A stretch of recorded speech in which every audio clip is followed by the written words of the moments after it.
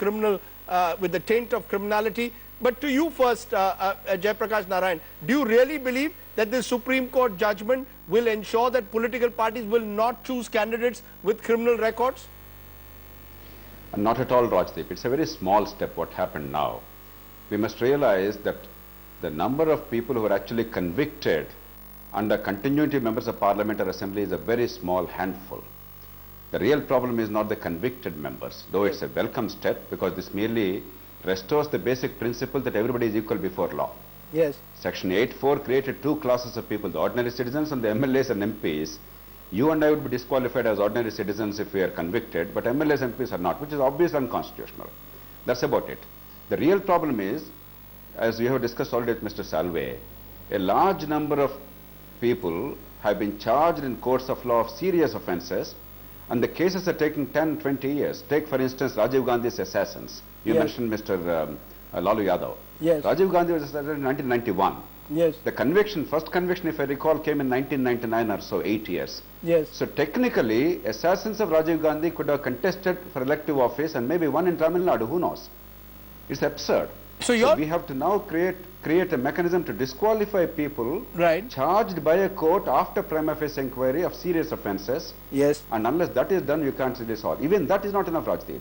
You know, a large number of politicians with influence, including home ministers at state level, they've actually cleaned up their record. They're criminal, but they cleaned up the record. There's no evidence. So they're not even under the radar.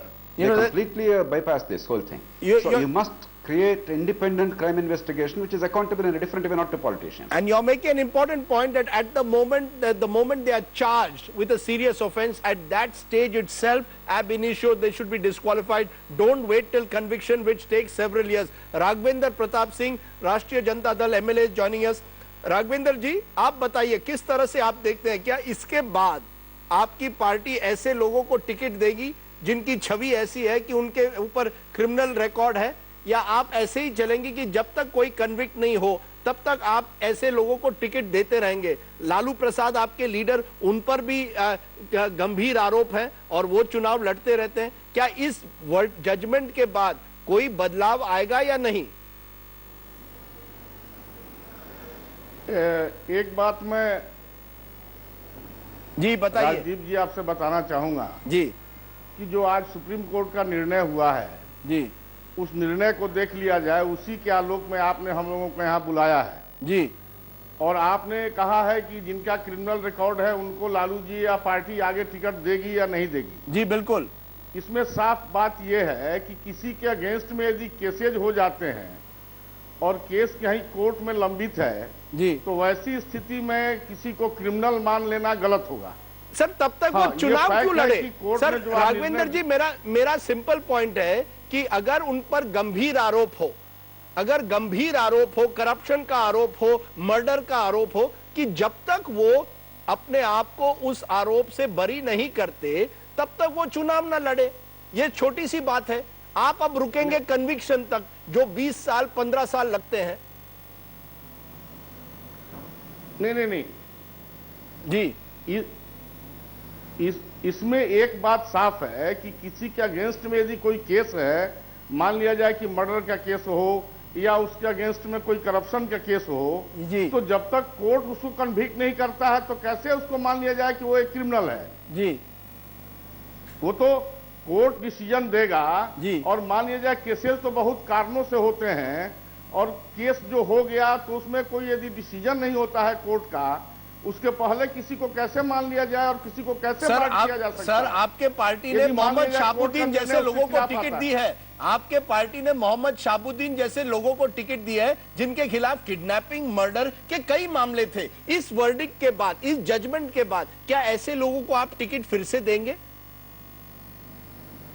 Rajdeep जी, आप हमारी ही party को target क्यों कर रहे हैं? सब party में है. मैं एक उदाहरण आपको दे रहा हूं. आप कृपा करके सिर्फ राजद को ही टारगेट कर रहे हैं.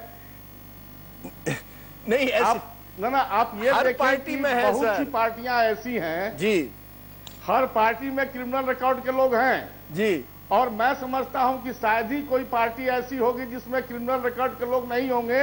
एक दो पार्टियों को छोड़ करके। तो यदि इस तरह होगा तब तो अधिकांश पार्टियों में बहुत से लोगों को टिकट नहीं मिलना तो चाहिए। अच्छी बात है, तो मैं यही तो इस होना बात से चाहिए, सहमत हूं। यही तो होना चाहिए मैं इस बात से सहमत हूं जी। नहीं, लेकिन उनका जो प्ली होगा जी। कि भाई हमारा मामला कोर्ट में लंबित है और कोर्ट ने जब तक कोई डिसीजन नहीं दिया जी। तो आप हमको क्रिमिनल कैसे मान रहे हैं? ये आपने बात कही है। Let me take that to Jayaprakash Narayan. Jayaprakash Narayan, Raghvendra Pratap Singh in a sense is making the point that most politicians make, that if there is a criminal record against us, that doesn't mean we are guilty, and it will take years for us to prove our innocence. Why should we be denied the right to contest an election in that period? This is going to be the primary argument that politicians will make now. Rajdeep, there are two issues. First of all, Yes. the right to contest is not a fundamental right. Right. It is a right given under a law. Right. Between the two rights, the right of an individual to contest an election and Yes. the right of citizens to have good representation, clearly the citizens' right must prevail. Therefore, this is absurd to say Yes. that no, you have denied me. It's not a right to livelihood. It's not a right to freedom of speech. It's not a fundamental right. The second thing is, yes, I do recognize what Mr. Raghvendra Singh says. Yes. Our criminal justice system is so weak today that it's possible that those in power can easily manufacture cases against their opponents and deny them political office. Right. Therefore, if we have one safeguard before we clean up the criminal justice system, let's say some kind of an advisory board headed by a high court judge. Right. If a charge is framed by a magistrate at a lower level after preliminary inquiry, the aggrieved party can go to that board if they wish to contest elections. And then if that advisory board of a high court judge says, yes, the framing of charges seems to be reasonable based on the available evidence, Right. then that's it. If they say no, then they should be able to contest. So some safeguards can be provided. So, but let's recognize, Rajdeep, out of these 4,500 or so legislators in the country at the Ye- state level, Yes. more than 700 have serious criminal record. Yes, in fact, I've got We have to the do something latest about it. ADR. Let me put that to you, Jayaprakash. The latest ADR figures is out of total 4,807 sitting MLAs and MPs analyzed by ADR itself, around 1,460, that is around 30%, had criminal cases against them. 162, 30% out of the 543 Lok Sabha MPs had declared criminal cases. So it is a large number of MPs. I'm going to give final comments to both of you. Raghvendra Pratap Singh, ये बताइए, अगर कल लालू प्रसाद जी कहीं convict हो जाते हैं चारा घोटाले में, तो क्या आप फिर भी कहेंगे कि लालू यादव प्रसाद का हक है कि वो चुनाव लड़े? क्या आप इस जजमेंट के विरोध जा सकते हैं? क्या आप अपील करेंगे इस जजमेंट के खिलाफ? देखिए, जजमेंट के खिलाफ अपील करने का हमारा अधिकार है जी, हम जा सकते हैं जी, लेकिन लालू जी भी यदि कल कन्विक्टेड हो जाते हैं जी, और कोर्ट उनको सजा दे देती है तो कोर्ट के निर्णय के अनुसार वो चुनाव नहीं लड़ सकते हैं। जी। तो उसमें यदि अपील करने की कहीं कोई गुंजाइश होगी तो लालू जी अपील कर सकते हैं, लेकिन कन्विक्शन के बाद कैसे चुनाव लड़ेंगे?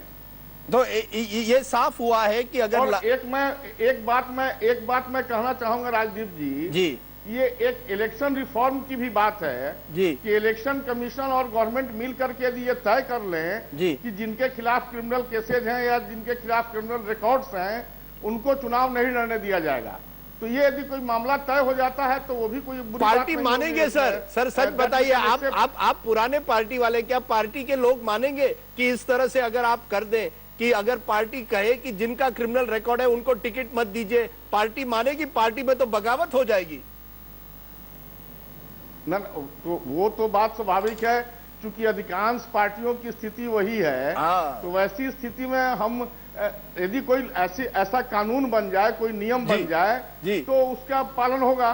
जी, जी। तो मैं आप कह रहे हैं कानून होना चाहिए। Let me therefore give the final word to Jayaprakash Narayan. Are we seeing today what has happened today as an important first step? Do you see it as an important first step? It's a small first step, Rajdeep, not at all an important step. It's a self-evident small first step.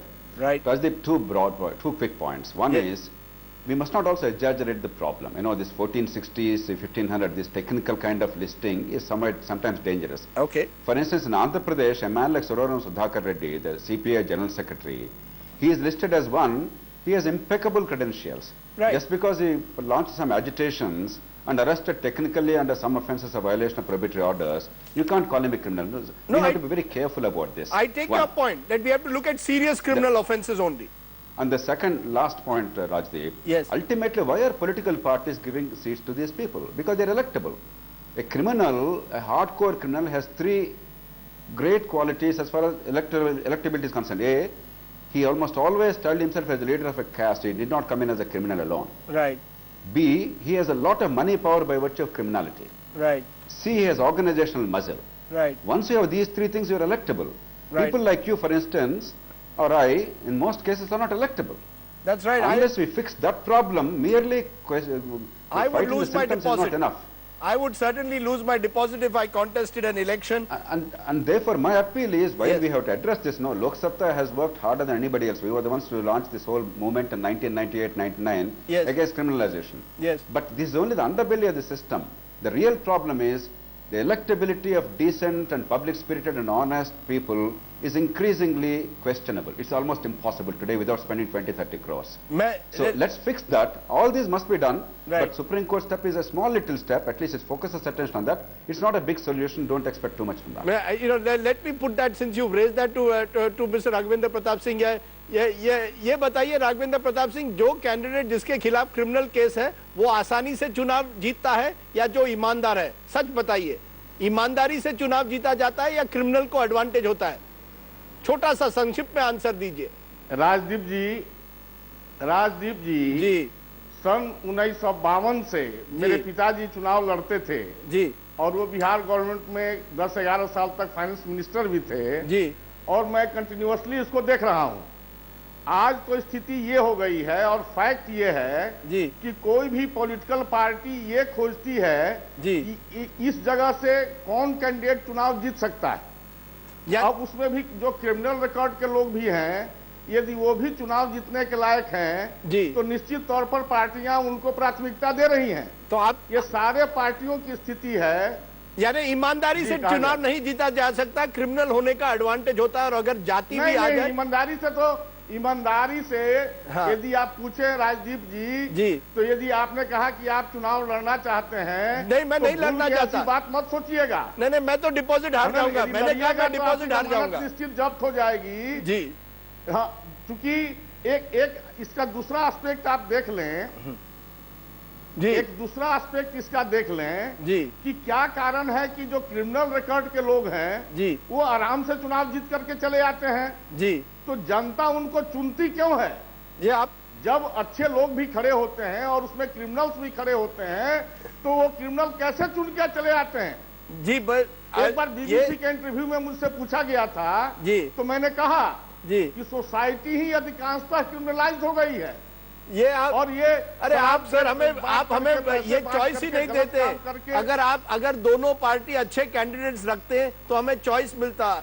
Choice इस समय नहीं मिल रहा है। आप कह रहे हैं society criminalize हो गई है। ये बहस हम एक दूसरे दिन भी रखेंगे, लेकिन अभी के लिए बहुत बहुत शुक्रिया Raghavendra Pratap Singh and Jaiprakash Narayan. Obviously, as Jaiprakash says, the Supreme Court order is a very small step. It will need to be followed by comprehensive legislative and electoral reform if it is to truly work, with political parties making it a point to keep away criminal candidates.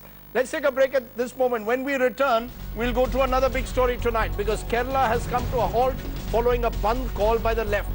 The left has demanded chief